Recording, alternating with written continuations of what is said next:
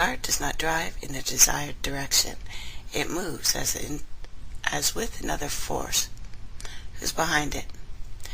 Representative Louis T. McFadden explained it this way. Of course, Russian history has indeed been greatly affected by the operations of the international bankers. The Soviet government has been given United States Treasury funds by the Federal Reserve Bank acting through the Chase Bank. England has drawn money from us through the Federal Reserve Bank and has relent it at high interest rates to the Soviet Union.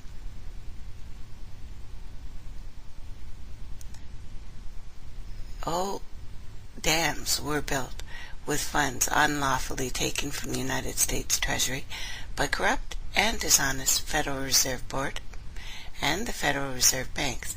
Other words, the Feds and the heads of the government of England, at the behest of the international bankers that controlled them, of course, created a monster, one that would fuel 7 decades of communist revolution, warfare, and death. 1992. New York Times reported that Russian President Boris Yeltsin was upset that most of the incoming foreign aid was being siphoned off by a quote, straight back into the coffers of the Western banks in the debt service. No one would claim that a war as large as World War I would have a single cause. Wars are complex. Many factors, of course. However, I think it would be foolish to ignore the primary cause of war, this one and all others. It is because those who will profit from this. The role of money changers is not a wild conspiracy theory. They have a clear motive to start wars and fights. And, war is a racket, and always has been. And in walks the Great Depression.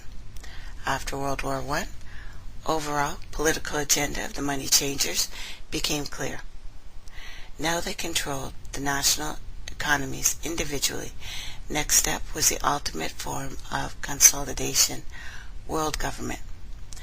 The new world government proposal was given top priority at Paris Peace Conference after World War I. It was called the League of Nations. But, to the surprise of the members who attended, the world did not want to dissolve national boundaries here. Nationalism was still strong and the heart of the beast kind of thing. To the humiliation of President Wilson, the U.S. Congress would not ratify the League, despite the fact that it had been ratified by other nations. Without the money flowing from the U.S. Treasury, the League died. After World War I, the people grew tired of international policies of Wilson. The presidential election in the 1920s, Harding won a landslide victory. Over 60% of the nation's vote. Harding was strident foe of both Bolshevism and the League of Nations. His election led to an unprecedented era of prosperity. Under the next 8 years, under the presidency of Coolidge and Harding, the huge federal debt that had built up during World War I was cut by 38%, down to $16 billion. The greatest percentage drop in U.S. history. During the election in 1920, Harding and Coolidge ran against Cox,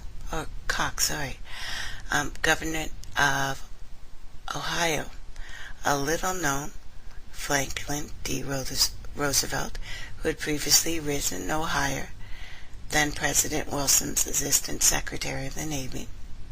After his inauguration, Harding quickly moved formally to kill that League of Nations idea, reduce taxes, while raising tariffs to record heights. This was a revenue policy that most of the founding fathers would have approved of.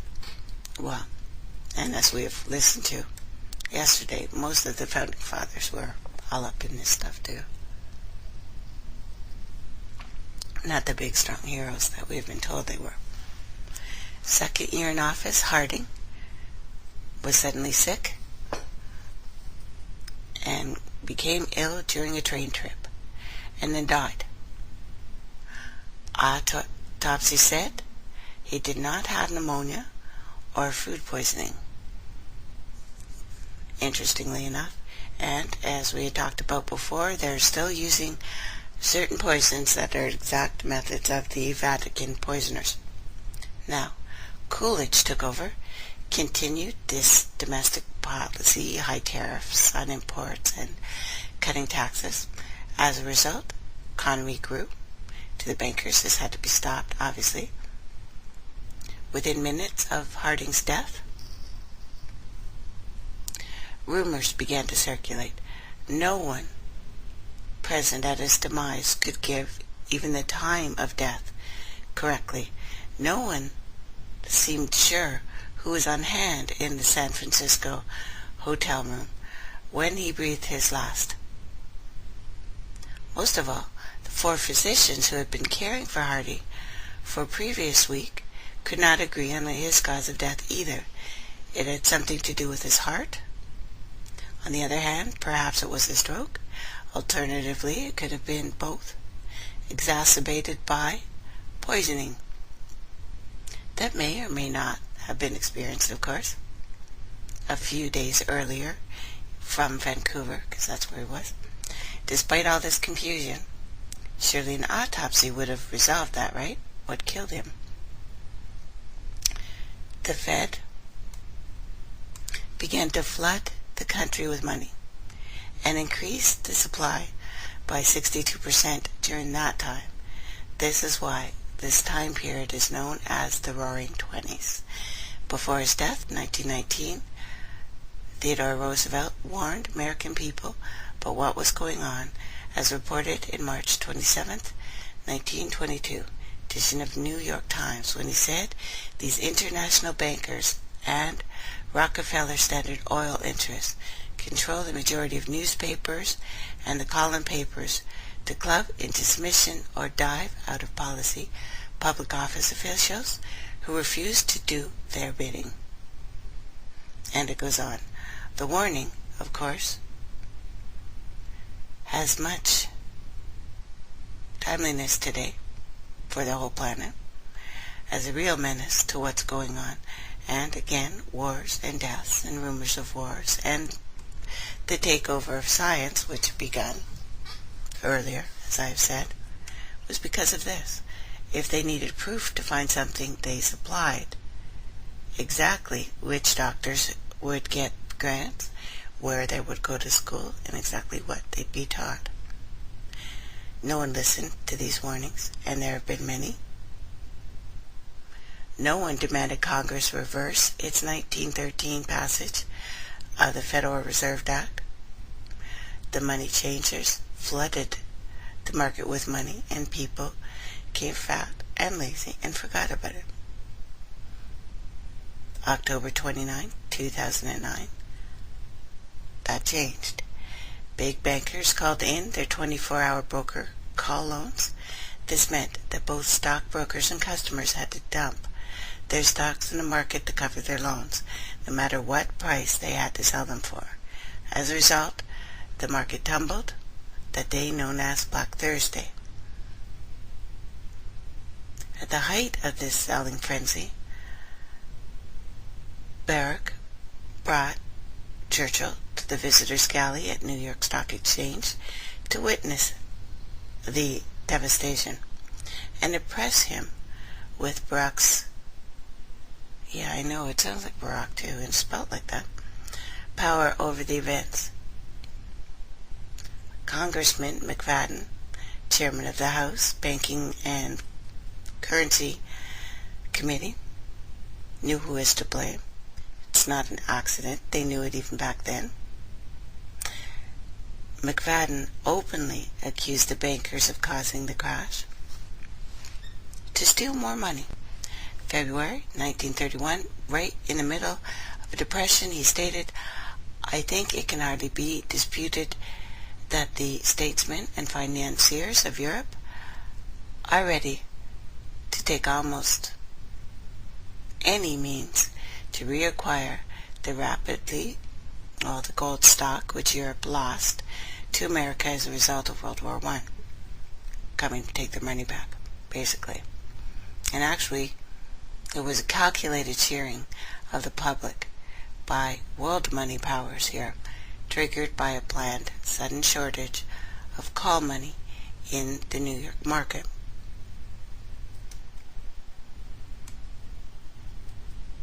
And this is why we got the Great Depression, where you could see pictures of absolutely starving people crawling on the streets, because what they always did is throw the money out and reel it back in. Within a few weeks, $3 billion of wealth vanished. Within a year, $40 billion was gone. Did it disappear? Really? Merely consolidated into a fewer hands? Joseph P. Kennedy's worth grew from $4 million, 1929, to over $100 million by 1935. What did the Fed do? Instead of moving to help the economy by quickly lowering interest rates, stimulating the economy, yada yada yada, it continued brutally this contact and to pull back the money even further. And it deepened the depression. Between 1929 and 1933, the Fed reduced the money supply by an additional 33%. Most Americans never heard the Fed was the cause of this depression. It's well known, again, a bunch of economists here, they deliberately caused this, like they've caused everything else. Have they not? And the money lost during the Depression had not vanished, really. It was redistributed into the hands of people who had gotten out of the market just prior to the crash and had purchased gold, which is always a safe place to put money in before depression, if you know it's coming. America's money also went overseas. President Hoover was attempting to rescue banks and prop up businesses. Millions of Americans starving. As the depression deepened, millions of dollars were being spent to rebuild Germany from damages sustained World War I. 8 years before Hitler would invade Poland, Congress was warned that Americans were paying for Hitler's rise to power. After World War I, Germany fell into the hands of the German international bankers. These bankers bought her, and now they owned her, lock, stock, and barrel. They had purchased other industries, of course, purchases mortgage on their soil. They controlled her productions. They controlled her public utilities. The international German bankers subsidized the present government of Germany. They also supply every dollar that the money that Adolf Hitler had used in his lavish campaign to build up the threat to the government. Now, when Brewing fails to obey the orders of the German international bankers, Hitler is brought forth to scare the Germans into submission. The Fed, and through them, anyway, the Fed, over $30 billion of American money was pumped into Germany. And I'm sure you've all heard of the spending that has taken place in Germany, like modern dwellings, great planetariums, gymnasiums, swimming pools, Find Republic, highways, perfect factories. This is all done with their money. This is all given to Germany through the Fed. The Fed has pumped so many billions into Germany that they dare not name the total. And they knew this in the 30s. Let me take my last break.